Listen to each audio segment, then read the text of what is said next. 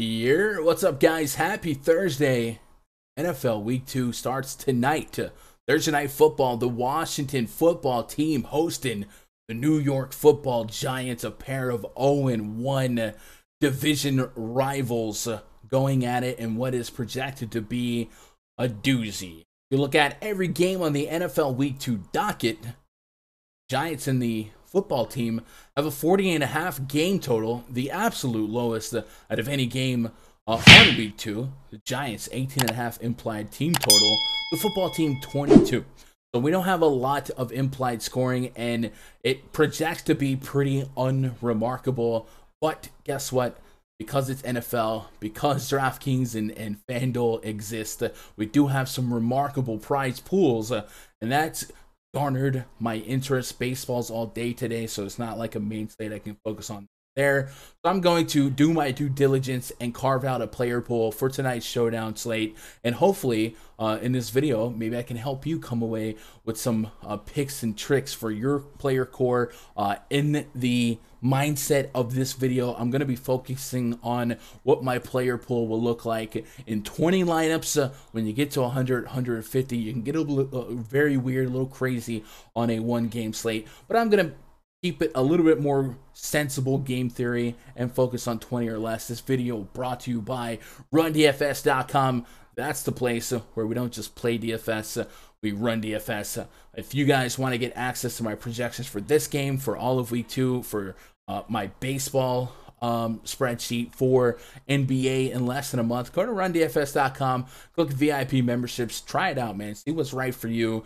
We have a community built of grinders from all across the nation, all across North America, really all across the world. Shout out to our European buddies. So if you guys want to get on that, I definitely recommend doing so. What that will do is unlock access to my football spreadsheet, my baseball spreadsheet, and perhaps most valuable, the RunDFS.com premium Discord, where every day before main slate lock, depending on the sport, I'm in the pre-lock voice chat, making my lineups, covering my player pool, reacting to news, and talking game theory strategy with you guys. So come be part of that. I would love to get you guys on board. Go to RunDFS.com. Like I said, we got guys balling on a budget, and we got guys that have binked the literal millionaire maker not once but twice. My boy All In Finn, that's the flag I love the way. But we got a couple 100K to first winners, and we got people grinding the quarter arcade. So I truly mean it. No matter what your bankroll level is or what style of play you like, whether it be single entry, 3 entry, 5 entry, 20 entry,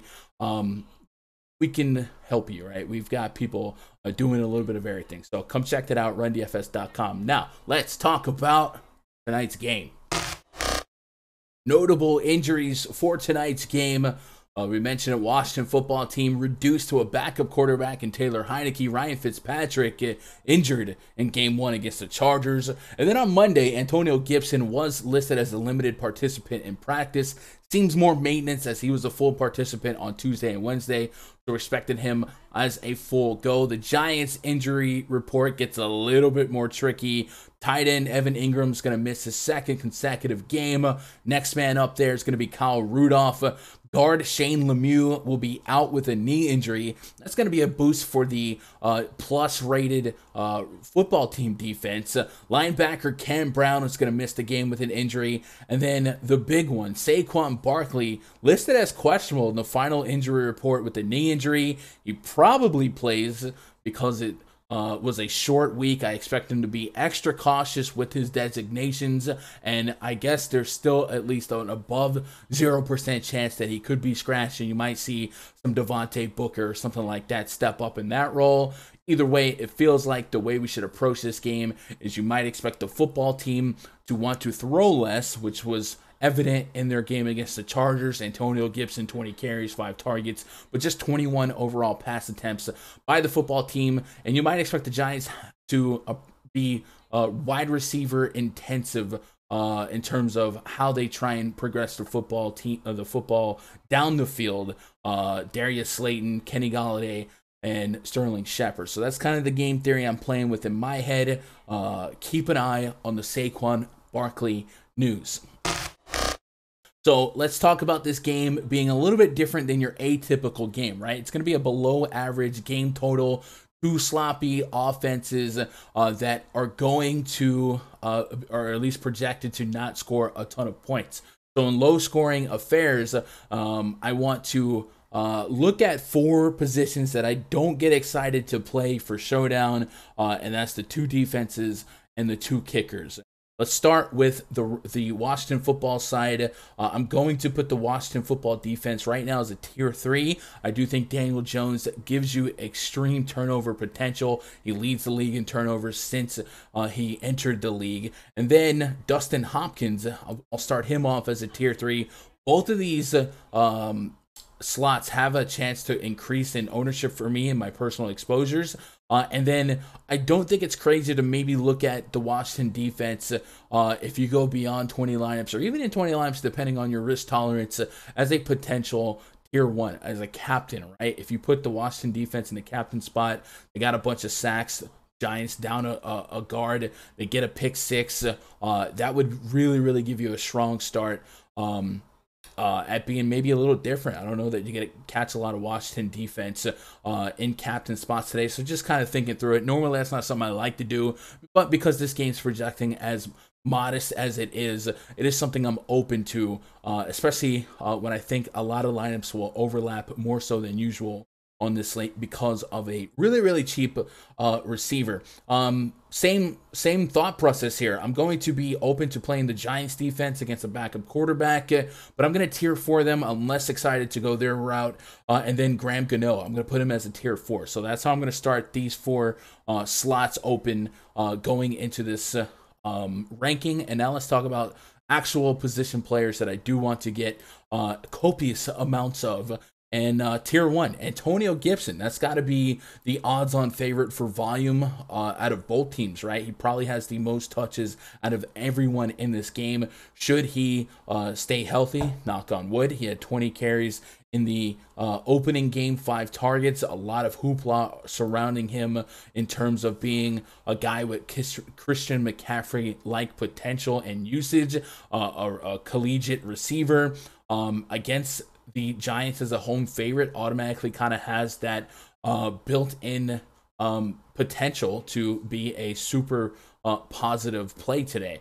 So I think he's going to be my favorite play overall. I would assume the field kind of shares that sentiment. One thing I would say about Antonio Gibson to watch for, he did cough up the ball twice last week, including a fumble that led to the Chargers taking that game.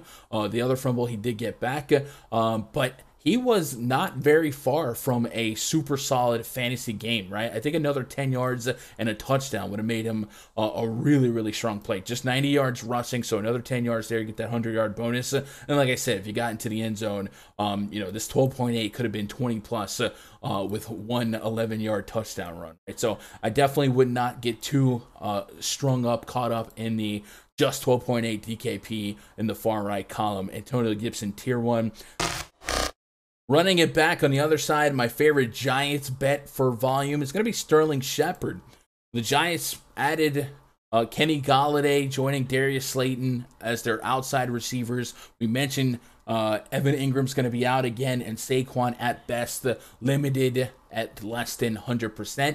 Sterling Shepard, I think, is your possession guy. And in PPR, possession receivers can eat, especially in single game situations, especially in low scoring situations. Last week against the Broncos, Sterling Shepard did catch 7 of his 9 targets, did break 100 yards and find the end zone. So I do believe position-wise, Antonio Gibson versus Sterling Shepard are 2 of my favorite volume plays. Let's go down to the tier 2 spot just a little bit. And Terry McLaurin, this is a guy I've wrestled with putting as a tier 1. I still think that's something that I'm willing to get to, right? In 20 lineups, I like to get 4 or 5 captains. But I do think Terry McLaurin does hit the captain spot for me. But I am at least considering being a little bit under the field just to be a little bit different. Taylor Heinicke did not throw the ball much, just 15 pass attempts. I do think the Washington football game plan will likely be to run it as much as you can, as long as you're advancing the ball, maybe establish a run, set up a couple of attempts to McLaurin, but it's not to say McLaurin won't lead the team in targets. He likely does, and he could break one, but at 9K, does he have to be a top 2, top 3 scoring player to find himself in the winning lineup? It's very possible. 10 fantasy points, catching all 4 of his targets against a tough Chargers defense. So, yeah, I think the volume is a surefire bet. I think his name value and the buzz around him will create a lot of ownership. So it's just one of those spots I'm wrestling with, not being at the field, maybe just being a little less, just because I think he will be pretty easy to play. And the reason I think he's going to be easy to play is Yami Brown. Yami Brown is the value play of the day, and lineups just might come preloaded with him. I think I'm going to put him as a tier 1. The only reason I'm not going to tier 1 him for aesthetic purposes is that I don't know how many lineups I have Yami Brown in the captain spot. But let me explain why Yami Brown is going to be the highest owned player on the slate. First of all, he's 2,100 in the captain spot, 1,400 in the flex spot. He saw 4 targets last week. Again, they only threw the ball 21 total times. Quarterback Fitzpatrick saw a lot of pressure, and Heinicke was just scrambling.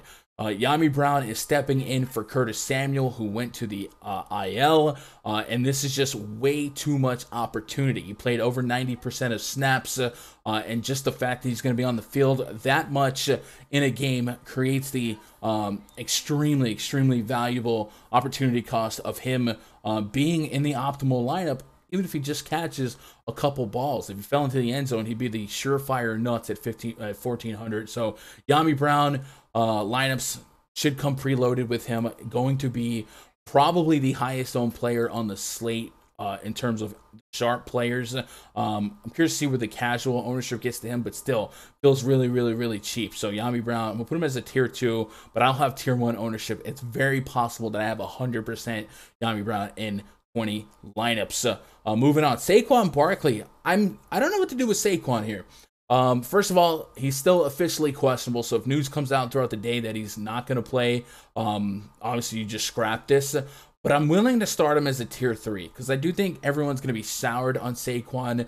If you just look at the results, he only played about 50% of snaps in week 1 against the Broncos. They started soft with him, but then he played the whole third quarter, every offensive snap. And then in the fourth quarter, the game kind of got away. So it felt like they were feeling less pressure to get him involved. So there's plenty of ways to think about how to approach Saquon, because when he was on the field, he didn't look great. I think Next Gen Stats had him as one of the least effective running backs out of the whole weekend. But he still has potential to maybe shock people. Josh Jacobs on Monday night was expected to be protected, limited, questionable about his. There was plenty of questions about his health. And then what did we see? I say it all the time. We saw a pass interference in the end zone, and Josh Jacobs had a walk-in touchdown. If something like that happens for Saquon Barkley here, he gets in the end zone, gets 50 yards rushing, gets 30 yards receiving, this game could be ugly enough where that output gets to the winning lineup. So I don't want to completely give up on Saquon, especially if it feels like the field is really, really low on him. If it comes out that he is limited, I get it. Plenty of reason to be pessimistic, but I'm going to kind of want to be a little bit above the field if the field gets to like a crazy number, like less than 30%. So I'm thinking about Saquon in that regard. Moving on, another guy I'm going to talk about is Kenny Golladay. Kenny Golladay was 4 for 6 last week. He led the team in average depth of target. There's a chance to be a home run play if we soften the workload expectations for the aforementioned Saquon Barkley. We've already notated that Evan Ingram is out. Offense going to likely be in a pass-heavy position. So I think Kenny Golladay should be, in my estimation, at least a tier 3, but he has the ability to move up to a tier 2. So maybe I'll put him as tier 2 for now. So that's my thoughts on Golladay. And then Darius Slayton. Darius Slayton had 8 targets last week, second to only Sterling Shepard, but he was taxed with 3 drops according to PFF. Slayton's best reception against the Broncos came on an offsides play. Essentially, it turns into a free play, and Daniel Jones took a shot, heaving one downfield to Darius Slayton. Last year, 20% of Darius Slayton's passes went for 20 or more yards. He's the home run bet, but with that stat, he only had 2 games over 100 yards receiving, so I kind of like him as a home run call. The fact that Daniel Jones does look to him when he does have those opportunities, those free plays, I'm going to put him as a tier 2 for now, just banking on volume. He should be top 2, top 3 in targets in the entire game. So yeah, give me some Darius Slayton here. Now let's talk about the quarterbacks. I think I'm going to put both Daniel Jones and Taylor Heinicke in the tier 3 row for me for now. Daniel Jones, I would say maybe a little bit sneakier, right? A lot of sour connotation over him based on his propensity to turn the ball over, but he can also run the ball, and that's something that could be pretty valuable in a single game sample size. Last week he actually ran for a touchdown, 20 plus yards, but he had 6 official attempts. So if there's limited Saquon, if the Redskins put pressure on him, there's a chance he keeps running, and hey, if he sneaks into like 40 yards rushing and gets himself another rushing touchdown, that dog will hunt. So I'm not giving up on Daniel Jones here. And then obviously in lineups where I have Sterling Shepard or Darius Slayton in the captain spot, I'm going to want to handcuff it to Daniel Jones just for the positive correlation. And then Taylor Heinicke, kind of the same song and dance. We saw him, I think, last year, late in the season, kind of heroic efforts, 11 for 15 against the Chargers, did throw for a touchdown. Again, I don't expect them to want to throw the ball much if they can help it. You might get 20 plus pass attempts here, and if he does land one to a Terry McLaurin or also a Logan Thomas, if he throws for 2 touchdowns, with as low as this game total is, he probably also finds himself in some of the higher scoring lineups. So definitely give me both quarterbacks here. I'm going to start him off in the tier 3 spot. Logan Thomas, he saw over 90% of snaps last week, and he runs receiver quantity routes. Last year, one of the top 5 tight ends in routes run, and this year we expect more of the same. So I'm going to put him in tier 2. I think it's likely that he's second in targets to Terry McLaurin on the average game. Giants have historically struggled against tight ends. Last year, not as bad as you might think, but Logan Thomas does play as a quasi tight end. And some of these quarterbacks that maybe don't have the time or experience, they'll lean on their safety blanket tight ends here. So I do like Logan Thomas. Plenty of snaps for the 3 main receiving options, I think, for the football team: Logan Thomas, Terry McLaurin, and Yami Brown. So easy clicks, right? Maybe the price pushes you off, but I'm really not paying attention to price that much today. I'm just looking for the volume, with the total being what it is. You might see some guys scoring a DKP in the winning lineup. Adam Humphries makes the honorable mention list. He played about 60% of snaps last week. Most of his snaps will be out of the slot, so maybe he can possession receive his way to a surprise touchdown. I'm going to tier 4 him for now. I don't want to get too aggressive with having exposure to him, but I don't want none of him. Everyone else in the player pool here, maybe Kyle Rudolph could also hit that tier 4 for me, catching those tight end targets from Daniel Jones, second on the depth chart now, the first receiving tight end option for the Giants without Evan Ingram. Maybe he's a big body to look at in the end zone. So I probably put Kyle Rudolph in a tier 4 level. Devonte Booker, I'm going to shove him in the tier 5 spot for now. Even with 50% of snaps last week, Devonte Booker was not somebody that thrived in his absence. 4 carries, 1 target, but at 2,800, a couple of receptions probably make him viable. So I'm going to at least have him in the player pool. I'm not going to get to an extreme amount, but for PPR purposes and even usage purposes, that price point way too low. If Saquon did get axed throughout the day, Devonte Booker probably joins Yami Brown as some of the highest owned players on the slate, just based on opportunity and potential volume. Rest of the options on the slate. Likely just all fill into the tier 5 and no exposure levels. JD McKissick, thought of as a pass-catching running back. In week 1, we still saw Antonio Gibson out-target him, but McKissick did see one. Don't really expect the football team to be in a lot of pass-catching downs, with this game likely being neutral game script, with the game total being what it is, with just being a 3-point spread. So I don't expect them to really rely on a change of pace back. So I'll put McKissick in a tier 5, and everyone else probably stays off of the player pool entirely. So that is my look at tonight's showdown slate. Really interested to hear your thoughts. So leave some comments. I'll try and reply to every comment that I possibly can. Otherwise, man, I appreciate you guys making a little bit of my time be a little bit of your time. Do me a favor, hit that thumbs up before you head out. If you're not subscribed, hey, subscribe. We put up a lot of content for DFS football, daily baseball, and basketball on the horizon. Twitter.com/Gundacker. Love you guys. I hope you crush it. Good luck. God bless. Go win some money.